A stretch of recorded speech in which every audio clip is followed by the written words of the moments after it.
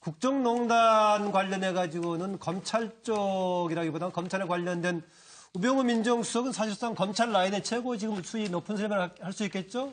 우병우 전 민정수석. 그런데 이후에 지금 돼가지고 부산지검장, 검사장급이 돼도 장호준 검사 지금 소환됐는데 구속될 소지까지 좀 있어 보이는데요. 무슨 내용이냐? 지금 나오고 있습니다만은 2013년에 댓글 관련 국정원 조사를 할 때 당시에는 국정원에 파견 근무해서 국정원 감찰실장으로 근무했었는데 당시에 오히려 댓글 수사를 방해하지 않았느냐, 방해를 여러 형태로 했지 않았느냐, 국정원 직원들에게 허위 증언을 압박했다는 주장도 있고 또 안 냈던 장소도 증거물을 확보하기 어려운 가짜 사무실로 마련해가지고 안 냈다 이런 등하고 있는데 상당히 직급이 높은 사람인데 현재 직접적인 수사는 지금 검찰이 하고 있는 거 아니겠습니까? 네. 그런데 검찰이 상당히 고의적인 식구를 지금 소환하는 상황.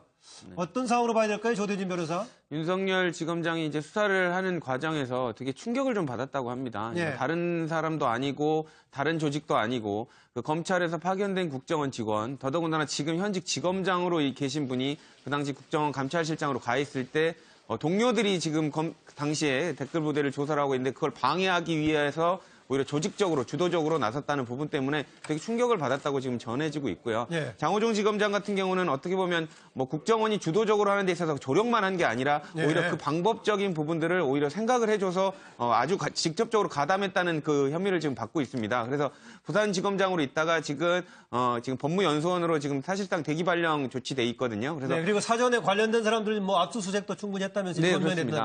그래서 이제 파견된 검사, 뭐 검찰실장인 그 장호중 검사장뿐만이 아니라 해당 보좌관 그리고 파견 검사까지 모두 다 지금 압수수색을 해서 자료를 검토를 하고 있는 상황입니다. 네, 그러니까 오히려 이 당시에 오히려 이 때문에 팀장을 하다가 자천을 당했던 윤석열 지검장이 좀 주도가 돼서 지금 하고 있는 거죠. 네, 김동구 대표.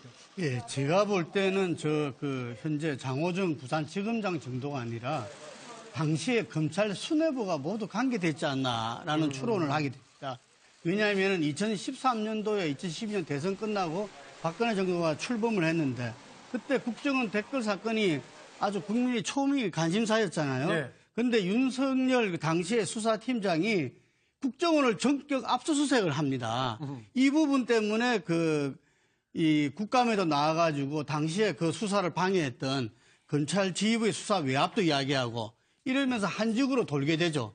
그랬다 이번에 이제 복귀하게 된 건데 그때 저렇게 가짜 사무실을 만들고 허위 정연을 하게끔 했다. 그리고 그 부분을 바로 국정원에 파견 나왔던 검사들이 당시에 국정원장과 다 이야기를 서로 나눴겠죠. 네. 그렇다면 그것이 당시 검찰 수뇌부가 모르고 한 일일 수가 없다. 네. 그래 되면 국정원과 검찰, 우리나라 정보기관과 수사기관의 최상위 기관에서 이루어진 일이라는 거죠. 네. 그래서 이거는 윤석열 검사도 의안이 벙벙했다 그러지만 국민들이 저걸 볼 때는 어떻게 이해해야 될지 모르겠어요. 차제 이 부분에 대해서 정말 정확한 수사가 결과가 나와야 된다 봅니다. 네, 이정훈 박사. 저는 더 윗선이 개입했을 가능성이 높다라고 봅니다. 그러니까 국정원하고 검찰 양쪽에 다 영향을 미칠 수 있는 위치에 있는 사람이 누군가 지시를 내리지 않았다면 이게 이제 사건으로 보자면 검찰의 수사를 방해를 공식적으로 할 정도면은 그렇죠. 그러니까 이 검찰에서 파견 나간 사람들이 지금 은폐하는 거를 주도했다는 거 아닙니까? 그러니까 결국 시집간 딸이 시댁을 위해서 이 지금 친정을 속인 거 격이란 검찰과 말이죠. 국정원을 둘 다 통제할 일선이라면 청와대 쪽 아니겠어요? 예. 그런데 이 친정이 그냥 친정입니까? 어차피 언젠간 되돌아갈 친정인데 여기를 속였다. 그럴 정도의 위험 부담을 안고 뭔가를 했다 한다면 이것은 단순히 개인 차원에서 한 일도 아니고 뭐 국정원이 좋아서 한 일도 아니고 또 검찰 그 윗선이 개입한 선도 아니고 그 윗선에서 오히려 이 지시가 내려와서 그것에 따라서 이것들이 굉장히 일사천리로 이루어졌을 가능성이 굉장히 높지 않나.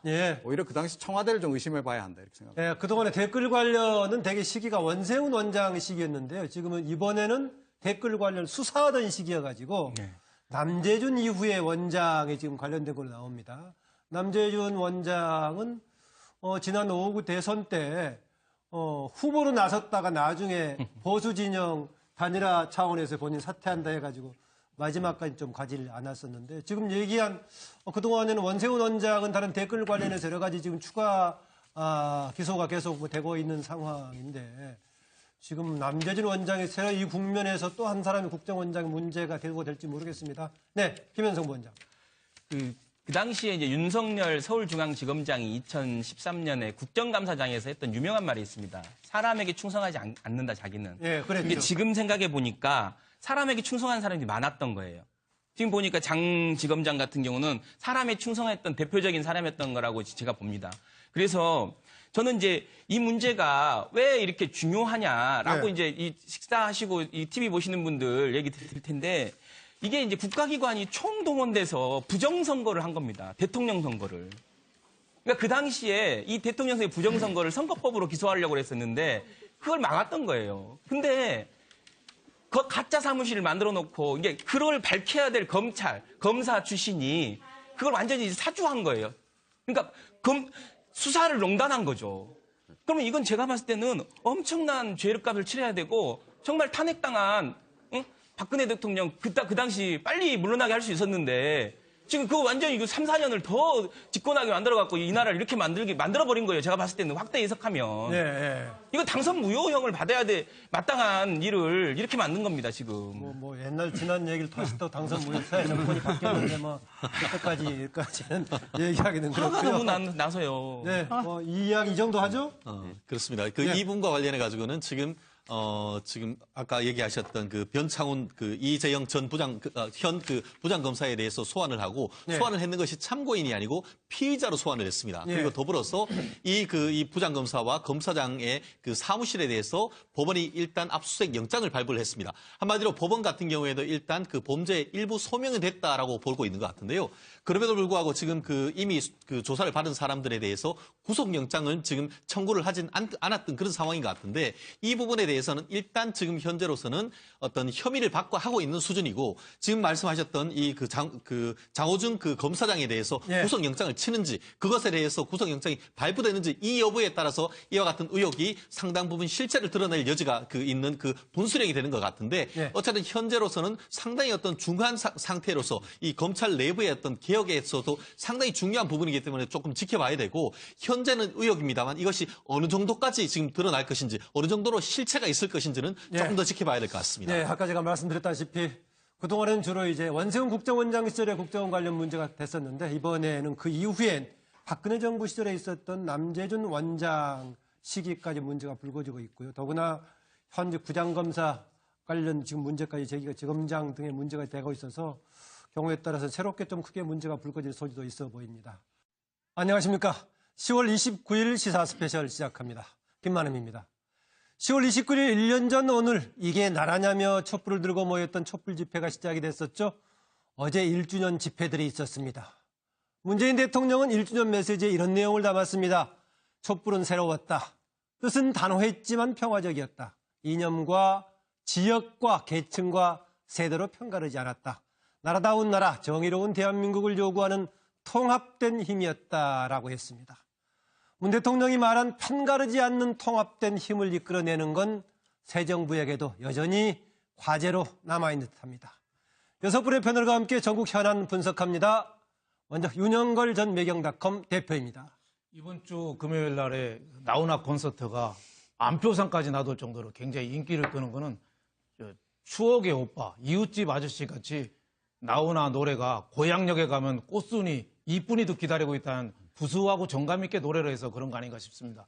저는 가수는 아니지만 패널로서 딱딱한 정치 현실을 시원하고 구수하게 여러분에게 전달해 드리겠습니다. 예, 제가 원래 구수한 윤영걸 대표라고 소개하고 싶었지만 감이 못 썼는데 직접 구수한 패널이라고 얘기하네요. 예, 김능구 폴리뉴스 대표입니다. 예, 촛불혁명이 1주년이 됐습니다. 촛불혁명의 정신과 그 힘이 새로운 대한민국을 만들어 나가는 원동력이 되길 바랍니다. 정치 컨설턴트 김능구 폴리뉴스 대표입니다. 네, 정치평론가 이정훈 박사입니다. 네, 요즘 단풍철인데요. 이 단풍 색깔만큼이나 다양한 국민의 생각을 모아갈 수 있는 길은 합리적 비판밖에 없다. 이런 생각입니다. 합리적 비판의 길로 앞으로도 쭉 나가겠습니다. 이종훈입니다. 네, 김현성 민주연구원 부원장입니다. 1년 전 촛불을 들었던 국민들의 여문 생각을 야물게 행동하겠습니다. 국민을 말로 지켜가는 호의 여사 김현성입니다. 네. 최진영 변호사입니다. 네. 쌀쌀하고 쓸쓸한 가을에 따뜻한 차 한 잔이 되어줄 수 있는 친구 같은 변호사 최진영입니다. 감사합니다. 네. 오늘 날씨가 좀 쌀쌀하긴 합니다. 조대진 변호사입니다. 시청자 여러분 안녕하십니까. 날씨가 많이 추워졌습니다. 감기 조심하십시오. 날씨는 추워도 마음만은 따뜻한 평론하겠습니다. 열심히 하겠습니다. 예. 오늘 10월 29일, 요일로는 어제가 토요일이 촛불 1주년이었습니다만 날짜로는 오늘 1주년인데요. 내일인 10월 30일에 당시 국정농단의 중심 인물이었던 최순실 씨가 귀국해가지고 그 다음날 소환돼서 이제 여러 가지 체포가 되고 현장에 체포가 되고 그랬습니다. 관련 얘기를 나누는데요. 일단은 그 촛불 집회 1주년 관련 조금 자료로 정리해서 듣고 간략하게 한번 더듬어 보고 다음 핵심 쟁점 다루겠습니다. 화면 보시죠.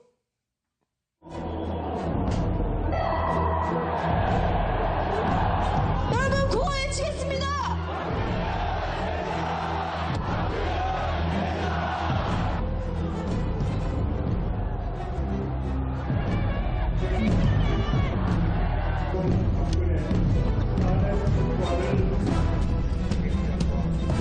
대통령 박근혜 탄핵 소추안은 가결되었음을 선포합니다.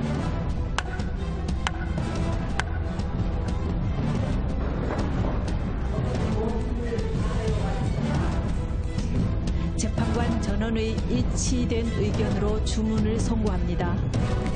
주문, 피청구인 대통령 박근혜를 파면한다. 네, 전략하겠습니다.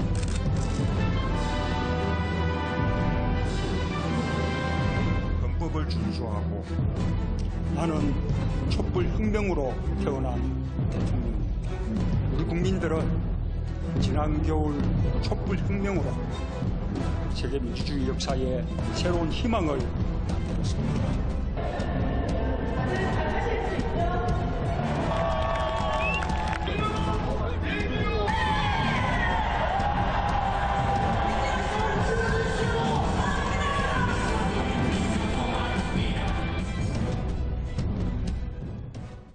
네, 어제 1주년 집회가 광화문 광장을 중심으로 몇 군데서 같이 열렸는데요.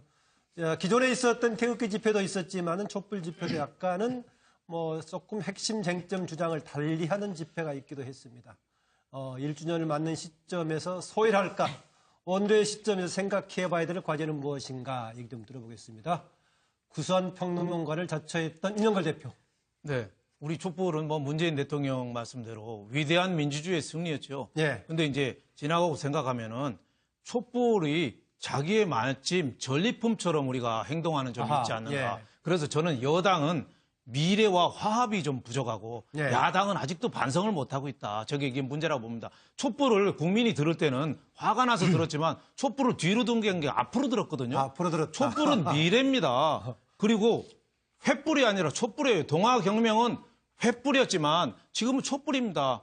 덴마크나 북유럽 사람들이 행복을 피게라고 표현합니다. 예. 촛불을 은은하게 켜있는 데서 서로 초콜릿을 먹으면서 다정하게 얘기하는 게 피게. 그걸 작은 행복이라고 하거든요. 근데 우리는 촛불을 마치 횃불로 해서 너무 과거지향적으로 적폐청산이라는 얘기가 자체가 잘못되는 게 아니라 적폐청산은 과거를 잘못된 거를 바로잡은데 이게 정치의 응징으로 가면 안 됩니다. 네. 근데 이 경계선을 지금 자꾸 넘으려는 좀 시도가 있지 않느냐 이렇게 생각되고 과거 적폐청산을 먼저 얘기한 게 박근혜 전 대통령이었거든요. 예. 그때 좌익 정권 10년 적폐청산 하자고 얘기했어요. 예. 그리고 세월호 때 적폐청산해야 된다고 또 발표했거든요.